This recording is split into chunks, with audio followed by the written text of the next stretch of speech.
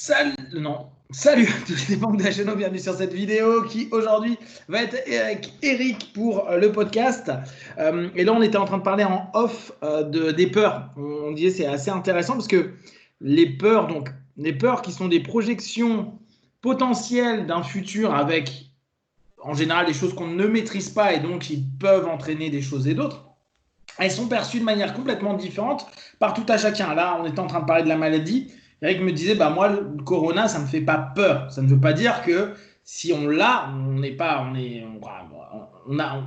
on sait qu'on pourrait l'avoir. C'est pas du tout le sujet. Pareil, je lui posais la question, est-ce que tu as peur d'avoir un cancer ou je sais pas, d'avoir un AVC ou un truc comme ça? Et il me dit, bah sur ça, non. On va parler un peu de ça. Mais par contre, j'ai peur de monter en scout derrière quelqu'un. Donc la notion de peur est hyper intéressante. Ce qui peut être intéressant de se poser comme question, c'est qu'est-ce qui fait que on ait peur ou pas de quelque chose. Euh, Toi, par exemple, quand tu me parles de ta peur de monter derrière quelqu'un en deux roues, il y a quoi comme peur qui te vient en tête? En fait, quelle est la projection? On va parler en termes de projection, en prenant le principe que la peur est une projection. Parce que ce qu'on vit dans l'instant, c'est un coup de stress, c'est rarement de la peur. Alors, en fait, ce qui me fait peur, quand je dis que j'ai peur, c'est-à-dire que quand je monte derrière quelqu'un en scooter ou en deux roues, même des gens très compétents en deux roues, qui n'ont jamais eu d'accident, quoi que ce soit, je sens que je tiens, oui, par exemple, mais je tiens la barre du scooter, mais jusqu'à ce que mes mains deviennent blanches.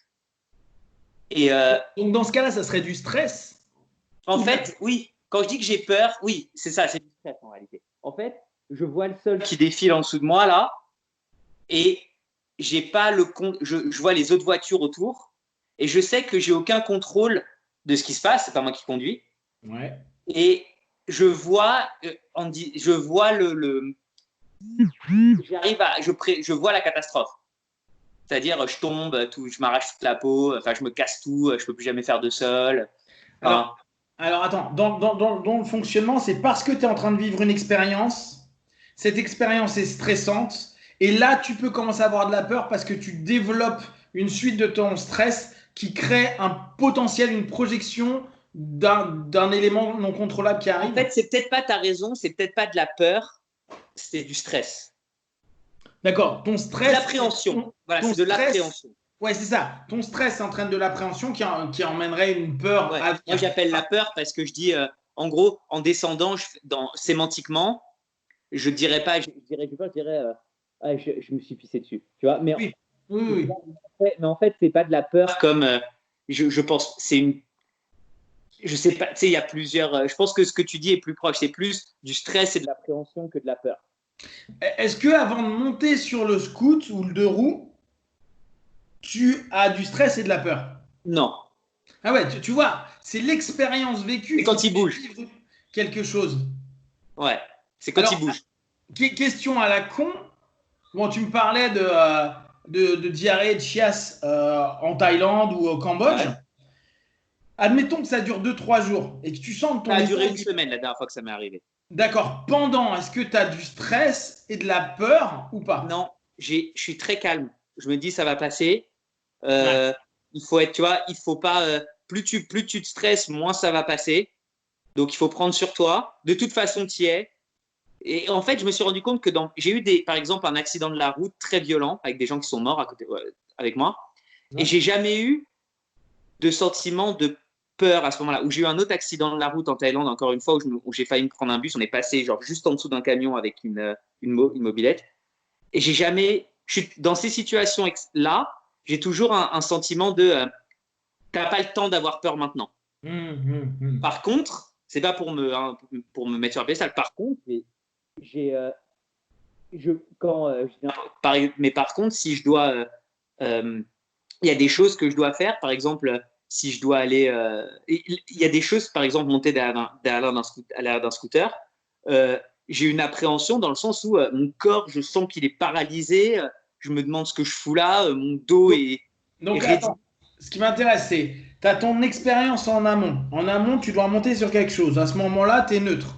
Ça va. Tu montes dessus, début de l'expérience. Début de l'expérience, compréhension ou vision des choses qui va te faire anticiper et appréhender une suite possible. Et là, on rentre dans de la peur. Par contre, quand tu as quelque chose où ton système psychique et ton système physique te dit ça va, c'est pas un virus de ouf ou ça va juste, tu vas être au lit, avoir de la fièvre et puis dans une semaine, c'est passé. Là, à ce moment-là, tu n'as pas de peur parce que est-ce qu'à ton avis, tu n'as pas de peur parce que inconsciemment, tu mets en place une espèce de contrôle et de maîtrise de la situation en te disant mon corps va être capable de le vider? Absolument. Et aussi le fait qu'il y a cette idée de maintenant que la crise est là, ouais, faut la gérer. Tu vois, tu es dedans. Je pense que c'est l'anticipation de la situation de crise. Alors, attends, dans ce cas-là, oui, mais tu dois la gérer, j'entends. Mais si tu n'as pas de point de contrôle de la gestion, il se passe quoi? Si tu ne peux pas, alors, je vais te donner un exemple. Tu ne peux pas agir à ce moment-là. J'ai des migraines. Alors, je n'en ai pas eu depuis longtemps, touche du bois.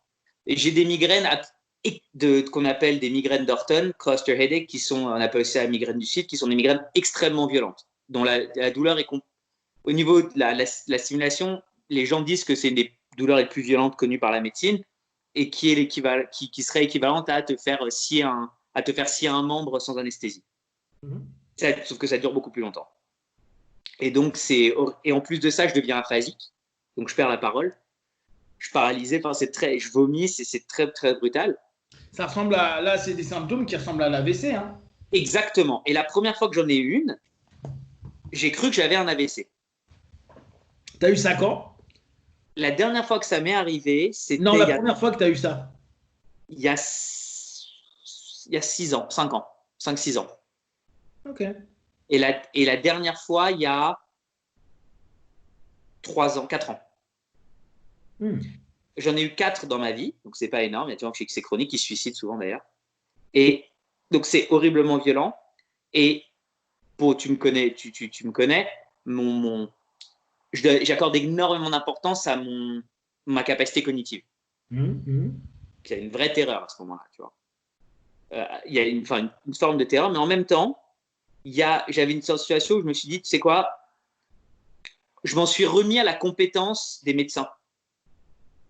D'accord. Dans ce cas-là, tu donnes la confiance et le contrôle à des gens qui sont spécialistes. Ouais, et je pense que c'est dans le sens où je me disais, plus je vais être, parce ils m'avaient dit qu'ils avaient été très contents que je sois très calme. Et malgré, et en fait, et je leur ai dit, c'est pas parce que c'est pas une noblesse du genre, je vais prendre, c'est plutôt, je me disais, plus tu vas faire de bruit, plus tu vas être nerveux, plus tu vas crier, machin, moins ils vont pouvoir se concentrer sur le fait de résoudre ton problème. Donc, tu vois ce que je veux dire? Donc, je me suis dit, je vais être le plus calme possible, le plus coopératif possible pour qu'ils puissent être consacrer le plus de ressources. C'est pour ça que quand j'ai peur derrière le scooter, je dis jamais va moins vite, j'ai peur, tu vois, freine. Je me tais en me disant il faut que le mec puisse se concentrer sur la route.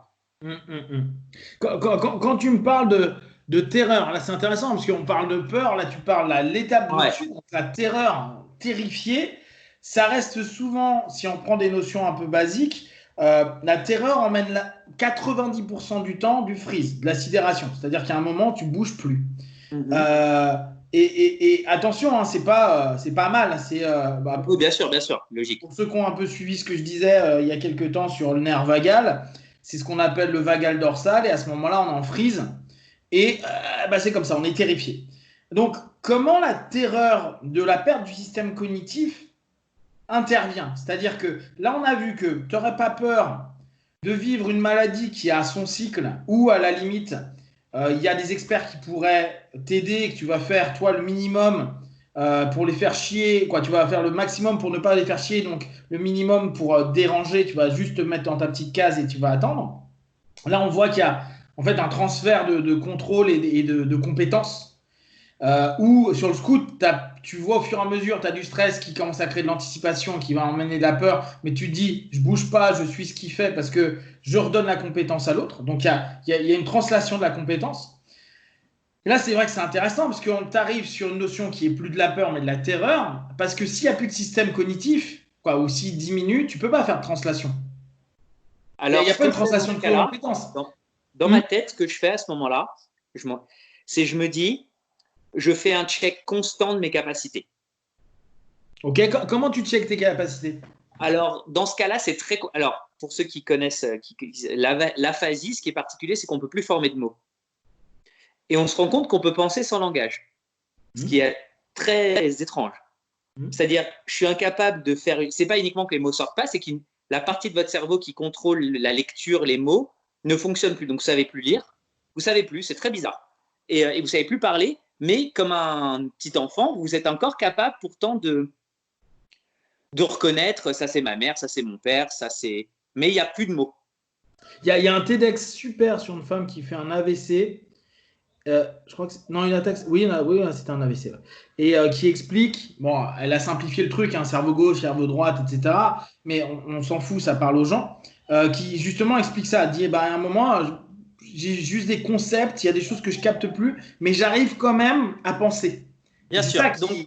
C'est ça qui est intéressant. Ouais. C'est très dur à expliquer par le verbe, vu qu'il n'y en a plus.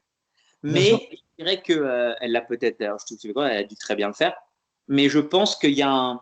En fait, et donc je fais comme un inventaire. Est-ce que je suis encore capable de réfléchir? Est-ce que je suis quelle est la data? Quelle est la couleur de ce truc? Comment il me parle? Est-ce que je comprends ce que. Oui, d'accord. Et en fait, je reste dans le. Je fais tout pour ne pas sombrer dans la panique.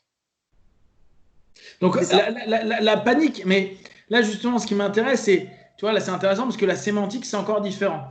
Tu étais sur la terreur c'est pour moi quelque chose pas la terreur. Okay. Tu ne bouges plus. Raison. Et la panique, ça serait au contraire quelque chose où tu vas bouger dans tous les sens. Ok, alors voilà, il n'y a pas une terreur. Quand je dis une terreur, ok, c'est pas une terreur, j'ai utilisé le mauvais terme à ce moment-là. C'est pas une terreur, comme ils disent en anglais, deer in the headlights, le cerf dans les phares. Non, ok, d'accord, c'est pas ça. C'est pas la sueur froide et tout, ok, t'as raison, qui serait plus adé. La terreur n'est pas le bon mot, c'est une angoisse. J'ai très peur que ça arrive. Mais en fait, toutes mes peurs, quasiment, sont liées à l'anticipation de quelque chose. Toutes les peurs sont liées à l'anticipation. D'accord, ben voilà. Et donc, c'est de la peur que ça arrive. Et ma réaction pour ne pas me laisser dominer par cette peur, c'est de me dire, on fait tout pour ne pas sombrer à la panique. Et il y a une expression en anglais que j'adore qui dit we cross that bridge when we come to it. On traverse le pont quand on y arrive. C'est-à-dire chaque chose à la fois. D'accord. On prend seconde par seconde. Donc là, c'est intéressant. Je reviens sur la théorie vagale là, qui a été proposée par, je me souviens plus de son nom, mais ça va me revenir, Porges. Donc, il explique en fait que on a le nerf vagal, bon, ça on s'en fout, mais qui va toucher plusieurs secteurs. Pendant des années, on a dit en gros qu'on avait la réaction fight, flight, freeze. Et lui, il explique qu'on a le nerf vagal ventral quand on est en sécurité, qu'on est bien, et qu'en général, on est dans une capacité sociale, une capacité cognitive, une capacité diverse qui nous met en sécurité. Donc la sécurisation est la chose la plus importante pour être en phase, pour être bien. Après, on a une réaction potentielle qui va être sympathique, c'est-à-dire le cœur qui commence à battre de plus en plus vite, l'ensemble du système qui se met en mode je dois fighter, quoi, je dois y aller ou je dois partir. Voilà, parce que fighter, on a toujours l'impression que c'est un affrontement. Je dois aller ou je dois partir. Je dois fuir ou je dois avancer. Ce que là tu décris pour moi, c'est fuir ou avancer. C'est-à-dire que tu es en train de checker et le check est justement quelque chose où tu es encore dans ton corps et ton esprit en train d'être dans une proaction. Fuir ou bouger, tu n'es pas dans du freeze. Et pour lui, la pire chose, et moi là, j'en ai fait des parallèles avec les personnes qui sont dépressives ou qui sont vraiment terrifiées, et là, je parle vraiment de terreur, c'est le vagal dorsal pour lui, et à ce moment-là, effectivement, c'est ce que tu disais tout à l'heure, les phares dans les yeux d'un cerf, ou d'un lapin, où on dit en France, rester comme un lapin. Et d'un coup, ne plus bouger. Pourquoi? Parce qu'on se dit, l'ensemble du système doit perdurer, et je vais limiter l'ensemble des éléments qui pourraient empêcher le sang de circuler, l'oxygène de passer. En fait, on est sur du primal, quoi, vraiment du primitif de possible. Et ça, je trouve que c'est intéressant parce que c'est pour ça que je te reprends sur la sémantique, et il faudrait qu'on aille plus loin, je pense, sur la sémantique en prenant les définitions communes, mais on pourra faire ça ultérieurement. Mais de ça. Hein? j'ai pas une peur, je suis pas arachnophobe dans le sens où j'ai pas, enfin légèrement, j'ai pas une terreur absolue. C'est-à-dire que si là on me dit est-ce que pour 50 euros on te met une tarentule sur la main, je dis oui. Mais si je vois une araignée par exemple, ça m'est déjà arrivé de voir un serpent dans un grenier quand j'étais en train de faire autre chose, et où il y a ce moment de on bouge plus. D'accord, cette paralysie de tac, et où il y a cette vue que c'est comme les chats qui voient un concombre derrière, il y a un moment de paralysie où qu'est-ce que c'est? On a cru voir justement là un schéma qui ressemble à j'y pense parce que hier je faisais le ménage et il y a un petit mouton de poussière qui ressemblait beaucoup à une araignée avec des longues pattes, et quand j'ai tourné la tête à gauche, je l'ai vu et je sais que j'ai eu ce moment de on bouge plus. Et j'ai jamais et j'ai pas eu ça dans des situations de crise importantes. Alors, chose intéressante, hein, là, tu reviens sur un autre concept qui est assez sympa en psycho, qui s'appelle système 1, système 2. Le système 1, c'est le système intuitif. Et c'est ce qui, très souvent, il faut que je fasse une vidéo sur ça, parce qu'il y a des parallèles qu'on peut faire avec l'hypnose qui sont sympas. Mais en gros, c'est le système qui fait qu'on ne va pas dépenser trop d'énergie et qu'on fait plein de biais très rapides avec notre expérience et tout ça pour avoir une réponse. Parce qu'on n'a pas le temps de se mettre en pause, analyse, réflexion, énergie, dépense, solution. Donc, on a un système 1 et le système 2 est justement un système plus réfléchi, plus posé. Tu sais, c'est le moment où tu vois les gens rentrer en transe, en focus interne, réflexion, autosuggestion. On répertorie l'ensemble des éléments qu'on a pu vivre, etc. Donc, là, en fait, tu es en système 1 à ce moment-là. Quand tu vois, ton cerveau, il simplifie au maximum et il te donne un truc. Et ce demi-temps-là où tu fais rien, c'est le système 1, c'est-à-dire qu'il est là, il ne sait pas encore si c'est une araignée ou autre chose, et très rapidement, il donne une réponse. Ah, ça peut être une araignée. Là, tu peux bouger. Claquer, truc, barrer. Mais ça, c'est hyper intéressant, parce que ce que tu décris là, c'est vraiment ça. C'est le côté intuitif qui nous aide vachement dans le quotidien, mais qui nous biaise énormément de choses. Et justement, qui nous fait croire qu'un mouton de truc, ça pourrait être une araignée à un moment donné. Mais qui nous fait réagir rapidement. C'est-à-dire que la réaction, et si on reprend sur le système d'avant que je proposais, on arrive sur le côté sympathique, ton cœur bat plus vite, il va y avoir une réaction de fight-flight. Et le coût en plus, et le coût évolutif, vaut mieux. C'est moins grave de voir un mouton de se tromper et que ce soit un mouton de poussière que de penser que c'est un mouton de poussière et que c'est une araignée. Bien sûr. Donc ouais, mais ce que je trouve, donc pour revenir à la situation actuelle, intéressant, pour moi anecdotiquement, c'est de voir les personnes que j'entends parler dans n'importe quoi, dans des conférences, les médias, dans mon entourage, qui ont vraiment peur de la maladie. Et je ne parle pas nécessairement de personnes vulnérables, mais qui ont une peur, j'ai peur de l'attraper, et de devoir faire ce cheminement en me disant, ok, qu'est-ce qu'ils ressentent? Alors pourquoi ils ont peur parce que j'ai pas peur de la maladie. C'est-à-dire que là, si on me disait, Eric, pour tant, est-ce que tu ferais un câlin à quelqu'un? Est-ce que tu laisserais quelqu'un qui a le coronavirus te dans la gueule? Je le ferais. Et j'ai pas potentiellement pour assez d'argent. Mais au-delà de ça, j'ai pas. Je prendrais ça très au sérieux. Attention. Oui, non, mais on n'est pas en train de dire que c'est pas sérieux. Hein. C'est pas les mêmes expectatives. Ça me travaille pas que le coronavirus, je peux l'attraper. J'avais une ex-petite amie qui était terrorisée après les attentats qu'il y avait eu au Bataclan. Elle avait une peur panique de la possibilité qu'un attentat, d'être victime d'un attentat, au point elle me disait, je sais que je vais mourir dans un attentat. Elle était convaincue. Mais mon là avec les personnes qui sont mortes de peur constamment, les hypochondriaques, d'être malades. C'est intéressant de voir, parce que là, on a l'impression que tout le monde est covido-chondriaque. Il y a une espèce. Et ce qu'on comprend, parce qu'il y a un stress qui est créé au-delà de la maladie. La maladie est dangereuse, et ça, on n'est pas en train de dire c'est rien du tout. Au départ, moi, je sais que j'avais ce truc à me dire, c'est une grippe, parce que j'avais acheté ce qu'on disait. Non, maintenant, on a bien compris que c'était pas une blague, le truc. Mais ce qui est intéressant, c'est de te dire qu'est-ce qui fait que tu te focalises dessus et que tu en aies une peur qui puisse vraiment te perturber d'un point de vue, et là, on prend cognitif, physique, émotionnel, et en faire que tu focalises complètement dessus à tel point que tu es plus apte potentiellement à faire beaucoup d'autres choses à côté. Ça, c'est vraiment intéressant comme notion. Mais il y en a plein dans l'hypocondrie. Il y a beaucoup de personnes qui ont tellement peur de tomber malade qu'ils s'évitent de vivre des choses en se disant ouais, mais là, je peux tomber malade de ça. Ouais, mais là, si je lui serre la main, je peux avoir ça, etc., etc. Ils développent des symptômes même. Et alors, l'une des problématiques de l'autosuggestion, c'est qu'en plus, tu as les effets hallucinatoires négatifs, en fait, qui sont là et quoi, positifs, pardon, qui vont être là à dire il y a des choses qui sont en train de se passer que je ressens, même si ce n'est pas une réalité concrète, qui ressemble complètement aux symptômes. Et ça a été d'ailleurs un des problèmes qu'on a avec le Covid, où actuellement, il y a des gens qui ressentent quelque chose mais qui ne l'ont pas encore, mais qui ça se rapproche tellement, parce qu'on leur a bien dit, vos poumons, puis on décrit de mieux en mieux. Donc plus tu l'entends, plus à la moindre truc, tu peux créer l'équivalent du symptôme. Tu ne crées pas le virus, hein, on est bien d'accord. Donc toi là-dessus, quand tu observes cette peur-là, en ne l'ayant pas, qu'est-ce que ça te fait? Qu'est-ce qui se passe dans ta tête à ce moment-là? Eh ben, c'est intéressant parce que ça dépend du contexte. C'est-à-dire que il y a des cas où je peux être par exemple avec des proches qui sont effrayés en leur disant j'ai une amie qui voulait pas, qui avait peur d'aller au supermarché. Je disais, écoute, ton père aussi, ton père, il voulait pas te voir.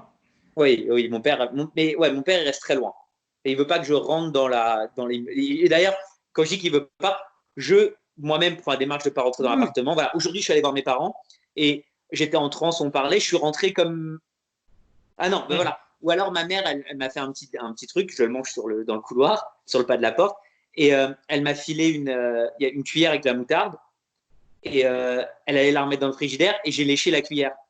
Et je disais, parce qu'on s'en fout, ah excuse-moi, je voulais pas penser. Et je voyais que mon père, il était, attention, il est plus, mais parce que c'est vrai, il est vraiment à risque. Mais, bien sûr. Ou une amie qui me disait qu'elle avait peur d'aller au supermarché, et je disais, il faut quand même que tu t'alimentes, ok? Enfin, tu vois, il y a des priorités, tu vois. Et donc, je peux être compréhensible, mais il y en a d'autres avec qui, quand je vois les personnes, par exemple, qui marchent et qui s'éloignent de façon un peu, on va dire, qui traitent toutes les autres personnes comme des pestiférés. Et il y a presque une rancœur dans leur regard. Genre, pourquoi tu es là? Tu vas prendre malade, attention! On l'a malheureusement avec les infirmières que les gens insultent ou mettent des mots à la con à dire t'es infirmière, t'es médecin, t'es aide-soignante, va crever par notre bâtiment, tu vois. Ouais, c'est l'ultime de ça. C'est-à-dire que ces gens-là, encore une fois, dans un monde idéal, ils devraient être les derniers à avoir un respirateur s'ils tombent malades. Mais juste les gens qui marchent et je les vois, et ça, dans ce cas-là, j'ai une certaine animosité. Alors que peut-être que c'est une peur profonde chez eux. Mais, ou peut-être qu'ils ont un peur, j'en sais rien. Mais on n'est pas dans la tête des gens ou qui sont dans un moment. Mais moi, là, dans ce cas-là, j'ai une animosité envers eux. Je me dis, j'ai envie de lécher ma paume et de leur mettre dans le visage. Quoi. C'est là où il y a un truc qui est difficile, c'est comprendre la peur des gens. Extrêmement. C'est ça qui est intéressant, voilà ma problématique. C'est complexe, hein. C'est parce qu'en fait, à ce moment-là, on ne comprend pas la peur de la personne. C'est, tu vois, moi, par exemple, j'adore les animaux. À peu près tous les animaux, je veux leur faire des câlins, même si le truc est en train de me montrer les dents, est en train de faire je vais te bouffer, je vais faire mais non, gentil, waf waf et tout. Et derrière, j'ai pas cette notion de danger, quoi. J'ai pas de peur. Et c'est absurde, parce que ça peut être dangereux. Et donc, te dire, quand tu vois quelqu'un qui dit non, mais là, moi, je vois un animal et c'est un chihuahua comme ça, qui, au pire, s'il te mord, ça te pince, mais c'est quand même pas hyper douloureux.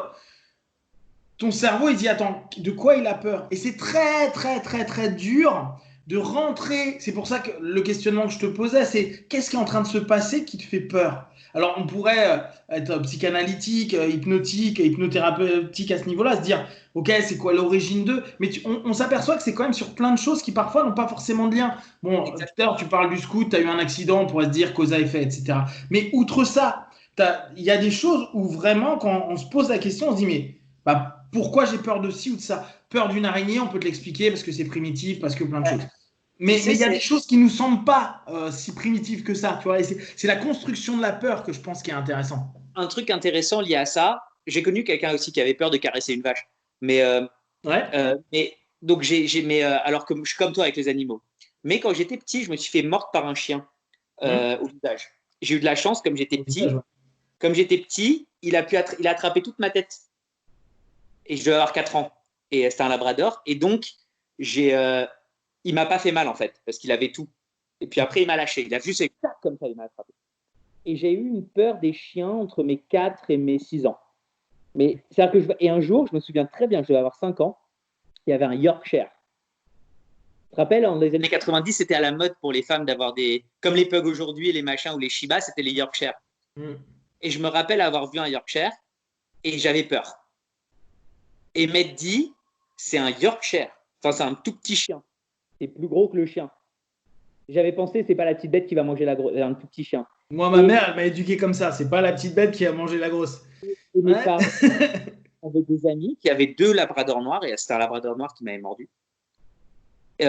Chez eux, ils habitaient pas loin de chez toi, à Saint-Cloud. Et quand ils allaient chez eux, donc il y avait les chiens qui étaient très gentils, et je m'entraînais à m'asseoir sur les marches, parce que en fait, je voulais, comme j'aimais tous les animaux, je voulais aimer les chiens. Je voulais les toucher.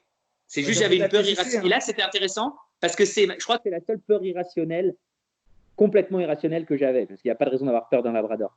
Et au fur et à mesure, ils viennent, ils te reniflent un peu partout, et on a joué, ils me faisaient des bisous, machin, et j'ai plus eu peur au bout d'un moment, de quelques mois. Mais par contre, j'ai une autre peur. J'ai été dans une école où ils traitaient pas très bien les enfants, et j'avais une angoisse. Tu sais, la boule. Et je sais pas si c'est une peur, mais ça, j'aimerais bien savoir comment tu la définis. Tu vois, cette peur où tu as la boule au ventre. C'est du stress, de l'angoisse, ouais. C'est du stress et de l'angoisse. Ben voilà, en fait, je pense que je suis plus familier du stress et de l'angoisse. Ce que j'appelle peur en général, c'est stress et angoisse. Et donc, j'ai du mal. Je pense que j'ai une propension peut-être au stress et à l'angoisse, mais j'ai du mal à comprendre les gens qui ont vraiment peur.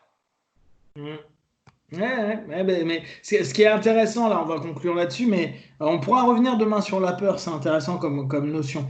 Un truc qui est intéressant, c'est comment tu as géré les animaux, et le chien en l'occurrence. Tu as fait purement des techniques de TCC, donc technique cognitive comportementale, thérapie cognitive comportementale, où au fur et à mesure, c'est ce qu'on appelle les expositions. Donc on t'expose de plus en plus longtemps avec des choses qui peuvent être sympas pour que tu dépasses, mais de manière vraiment step by step, à te dire ça va, le chien, j'ai pu m'approcher. Ok, là, le chien, j'ai pu lui toucher la truffe. Ok, le chien, j'ai laissé m'approcher. Ok, et au fur et à mesure, recréer un pattern et en fait, interrompre le pattern dissonant, c'est-à-dire la projection qui peut être peur, angoisse, terreur, plus ça devient important. Et diminuer le taux de stress. Et dès lors, si en plus il y a un stroke, le chien est gentil, il te fait rigoler ou il te laisse gentiment, bah tu t'interromps les patterns et tu peux créer des choses sympas. Ça me ressemble un peu quand tu vois des personnes qui s'approchent d'animaux sauvages. Le coup du type qui fait manger le loup jusqu'à dans sa main. Ouais, bien sûr. Et où tu vois que c'est une réaction c'est ce que le loup est en train de faire en fait. Exactement. Bah, de toute façon, moi j'arrête pas de le dire, mais l'humain reste quand même un animal. Bien sûr, absolument. Mais c'est intéressant de voir que c'est un processus. La peur, je pense, et pour finir, c'est un processus qu'on a tendance à complexifier, alors qu'au final, c'est peut-être l'une des choses, alors peut-être que je me trompe, mais les plus similaires entre nous et qu'on peut observer le plus facilement dans le genre animal de façon quasiment identique. Bien sûr, bien sûr. Ah ouais, la peur, mais la peur, il y a des mecs qui l'ont étudié dans tous les sens. C'est incroyable. Là, on n'a même pas parlé de tout ce qui est hormonal, etc. C'est incroyable, la peur. Et la peur, en même temps, c'est un cadeau, c'est une bénédiction. C'est grâce à ça qu'on est là aujourd'hui. Donc, on en repapotera, on verra comment on peut rebondir sur ça. Je te remercie et puis à demain. À demain.